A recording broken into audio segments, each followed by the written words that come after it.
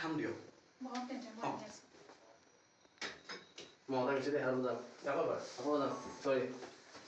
মহৰ কাৰণে এনজিঅ আৰু আছে বহুত মহ ওলাইছে বহুত দুৰ্গন্ধ হয় লগতে উঠিছে যাম ৰোল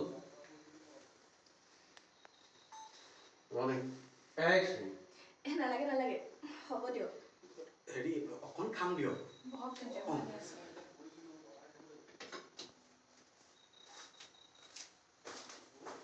লাজ নাই তোৰ হা অনাই যা